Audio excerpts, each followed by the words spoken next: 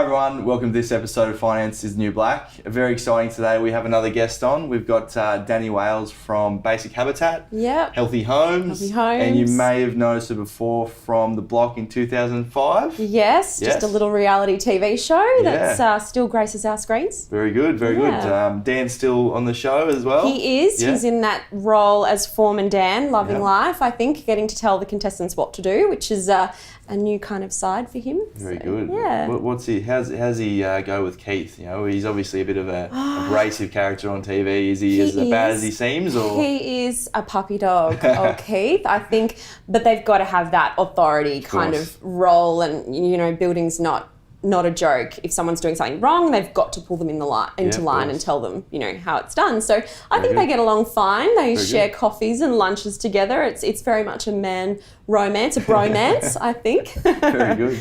Yeah. And so what are you up to these days? These days, lots and lots of different things. We've got a design and construct business together. Dan is a fully fledged builder now, and I do the interior design side of the business. So that's all exciting and keeps us very busy. Very good. We do our own projects as well, which you know full well. Yes. Our own kind of renovating and building. Some good success in the last project. We did. Yeah, we saw a little niche there and took it and really wrapped with the result on that sale, which was late last year. Very good. What else are we doing? I've got Basic Habitat, which is a blog and online store. So don't blog as much as I used to, but still enjoy it. If there's something that I see that you need to know about, I'll definitely blog about it and share all that. And and filming Healthy Homes, which is a branded home and lifestyle series. So that's a lot of fun. It's very different from The Block, and I host that show. So lots of fun. Plenty of things to do. Plenty of things to do. Yes, there's not a dull day often. So very much so. Look, thanks again for joining us today. Pleasure. We'll obviously take some questions from some of our viewers, but look, we've obviously got our own questions as well, so we might fire away just to get a bit more idea. But you know, one thing that I've always watching The Block all the time and seeing how much pressure they're under for delivering a project, as well as having the public eye on them all the time. Yeah. What was it like, with the deadlines they give you, and it looks like on the show that they're unrealistic deadlines, and you always seem to deliver somehow. How was it like? Well, deliver most of the time. The level of quality sometimes might be questionable depending on how much work there is. Look, it is really hard. It's the hardest thing I've ever done in my life. But I think for us, we'd never done anything like that before. We'd never worked to a strict deadline when delivering a room, for instance, which is so different to delivering any other kind of project because it's physical, it's mental, it's all of everything.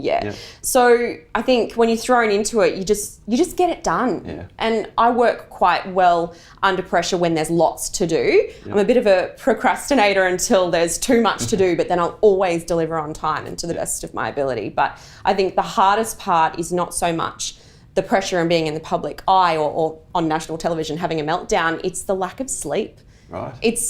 It just catches you totally off guard. You turn into a different person a lot of the time and you're just a zombie getting by. There's weeks that I don't really remember. I don't have clear memories of what happened that week, right kind of in the middle of it.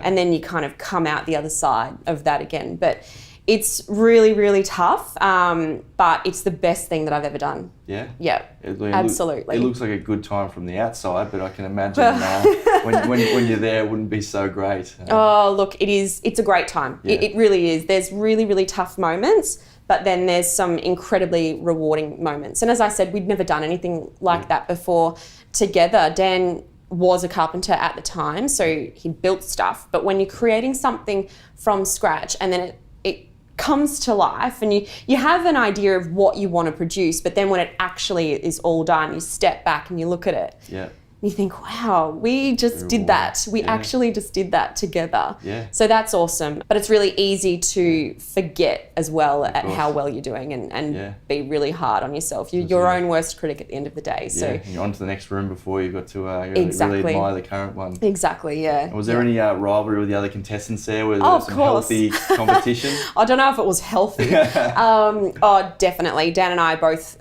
very competitive. We're very driven. So that really kind of pushed us on our very first series. We won a lot of challenges straight up. We had a lot of, I'm not going to say luck because we worked damn hard, a lot of good fortune on winning rooms, I guess you could say. So naturally, when you do start to do well, it's a shame, but other people don't love that, and they'll be jealous or whatever. And it's just human nature, unfortunately. So it's not all fun and games between contestants, but at the end of the day, you can go out the back and have a drink and have a barbecue and discuss the absolute craziness that just happened that day. So, you know, we have lifelong friends out of the block that they'll be there forever, and we still see them today. So fantastic. It was amazing for us. Very good, very good. Well, let's get to the first question. Okay. So we've got hit me. First question. We have Mark from Red Hill. Okay. And Mark wants to know, what should a renovator know to stop them from getting ripped off in the industry? Okay, so when you're renovating for yourself, whether it be a larger project like an owner build, or if you employ a builder, I'd always recommend getting reviews from people, and getting recommendations. So if you've got a supplier or a tradesperson in mind, ask whatever questions you feel that you need to ask until you're 100% happy. Make sure, if it's a certified trade, make sure they actually are who they say they are as well. And when they deliver something, say it's a plumber and they do whatever they need to do in, say, a bathroom renovation, make sure you get your certificate of compliance, because they're liable for the work that they've done and they need to guarantee that work. So that's one thing. Just do your background. Don't feel pushed around. I speak to a lot of people who feel pushed around by their trades, or their trades are trying to tell them one thing just to make their job easier. So always stick to your guns. You're the boss. You're paying the bill at the end of the day.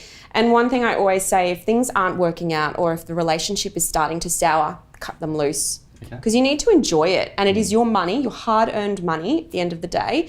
So you need to make sure you're enjoying the process and the work is done to how you want it to be done, basically. Look, I think we've discussed before, unfortunately, it's hard to find, the reliable tradie that turns up on time when they say they're going to turn up. And, make sure that they've got some, some love of their work, I suppose. But I'm sure there's some great ones out there that you work with. Absolutely. And, there's probably hope for people, and they can find something to help them out. Another little bit there as well, I think, if you do have a few things that need doing, but you're trying to space them out, it's probably always more appealing for a tradesperson to do more of the work at the one time, so you'll get a better rate. There's a better chance of them rocking up, for starters. So if it's a case of, if it's a budget issue, try and hold back the one piece of work until you can afford to do more of the work. So you might need a kitchen reno down the line, but you need a bathroom reno now. Try and push it as long as you can until you can afford to do both, because you'll get a better deal. Great advice. Really good. Something for myself as well to look into there. And don't try and do things yourself that you're not qualified to do, because then you'll end up spending more money to have them fixed. Yeah, I think that's maybe I'm speaking myself, but a lot of blokes out there will give it a crack, I suppose, to see what happens, and probably end up costing more in the long run from the damage you've done, as well as the fixing. And there are some people also that start to do work themselves, and they don't really know what needs to be approved by council or local authorities. So it's really important to make sure that you're checking that, whether it be with a local surveyor or just give your local council a call, because it's always better to know now than at the end, when they might get wind of it and they tell you to rip it down. So good lessons there. Next question we've got from Ellie from Paran. Okay. And this one's obviously certainly one I want to know for myself, but where can you find great looking cheap furniture? Okay, so I don't like your word cheap. So I think more affordable. Yes. Yep. So I'm a big sustainability freak, so I try and avoid kind of mass-produced furniture items, and at the end of the day, you do get what you pay for. So buy once and buy well is my motto. So look for kind of mid to higher end brands that have factory sales. Okay. So that's a really good tip, and that's what I like to do as well, and I recommend a lot of clients do that too. So there might be a slight imperfection with, a $10,000 sofa, but it brings it down to $2,000, which is really affordable for a great quality sofa. So always buy once, buy well. Spend as much as you can afford on one item rather than buying impulse as well. So yeah, I used to be a bit of an impulse shopper. I'd see something and go, oh, that looks great. But when you're buying for a home and you need the furniture to last a long time, you need to really think about what you're buying. Yep. So, go to the factory sales, get there early, line up for hours, because you need to be in the door first to get the first pick of all of the really good stuff. Yeah. So that's probably my number one tip. There's also, think about estate auctions as well. So there's a lot of different auction houses all over Australia that will have estate auctions, and sometimes you can come across stuff that is really, really well priced that might be your taste. It might not be to everybody, and that's why it's still a lower price point. And I think probably another idea would be to look at having some stuff reupholstered as well. So it can get up there in price, but it saves you buying a whole new sofa. Yeah. So yeah, things like that. Good advice. Yeah. Good advice. Very good. So in terms of the guys out there that are maybe looking to do renovations themselves, and we have clients that want to usually buy the fixer-upper and add some value to it. Yes. What would you say, I suppose, maybe top 3 to 5 key points where you think they should spend their money, where they potentially can get the value out of the property? Yeah, well, I guess the age-old kind of saying kitchens and bathrooms sell houses. So I think that's super important. Kitchens and bathrooms do sell houses, because if there is something that someone doesn't like in the kitchen, they're not going to buy your house, or they'll go in there and think, oh, if I buy this house, I have to spend money fixing that because it won't work for me. So really, really think about who your market is if you plan to resell the property, and tailor whatever you're doing for them, because you don't want to polarize anybody, and you want as many people through the door loving your house to get the best price come sale time. So definitely make sure you're spending a bit more on your kitchen and bathroom and really planning it. I love good flooring, so make sure you're investing a bit more into good quality flooring. There's nothing like walking through the door of a beautiful period home that's been fixed up on the outside lovely, and the inside from the marketing collateral that is going to be beautiful. You walk in and it sounds like you're tap dancing on the floor, because it's really cheap quality laminate flooring. So, that'll have to be replaced in a few years anyway. So thinking of those items, longevity is key. So making sure, again, you're spending as much as what you can afford on those types of items, especially in high foot traffic areas as well. What's the next one? Probably shop around, I think. And one thing I learnt actually only recently, I was watching a show on TV, and the woman who was trying to find tiles for a splashback, to redo her splashback, and she literally had no money left in her budget. She had 10 grand to renovate this Queenslander. She'd spent a bomb on the roof. The whole place had to be rewired. She'd done pretty much as much of the work as she could herself, but she needed to get new splashback tiles. So she called around loads of different tile places and asked if they had any offcuts or throwaway stuff that they were literally going to throw out, and they gave it to her. So that's a really kind of more sneaky way, but shop around and find those places that are throwing out stuff, or if they've got offcuts, or they might have 4 tiles out of a box but you only need 4 tiles. So doing the legwork for that kind of stuff could save you a lot of money as well. Yep. What else? I'm a big window furnishing person. So I think window furnishings in a property are pretty important. They create a mood, and when you dress a place for sale, if you're selling, you need to be thinking about all the soft furnishings and finishes. There's lots of hard finishes in a home. Think of flooring, bench tops, tiles, all of that kind of stuff are hard finishes. So you need to add elements to soften the whole space to appeal emotionally to a buyer. So window dressings, whether they be Venetian blinds, are a really cost-effective window dressing. If you're tossing up between getting shutters and Venetian blinds, but you want to keep the cost down, go Venetians. They look really, really similar. They'll have a similar effect on the light and the mood in the space. And you can always just go and buy off-the-shelf beautiful soft sheer curtains to throw over a window as well and put them up yourself. So, Very good. Some good tips. Yeah. Very good. Well, I hope that's been really helpful for a lot of people. I've certainly got a lot myself. I'm mentally writing down all these tips myself to go back home and dress it up a bit. Cool. We really appreciate, I suppose, a lot of the guys out there.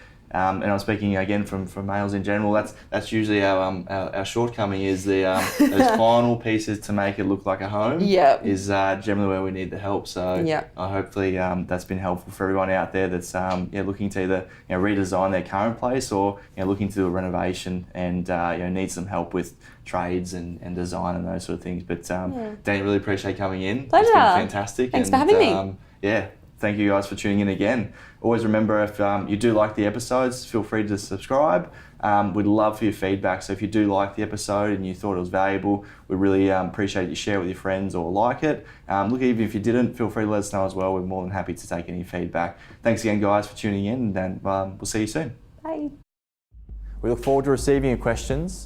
And you can post your questions either on our YouTube channel, our Facebook page, or you can private message us on Facebook. Send through your questions and we look forward to answering them.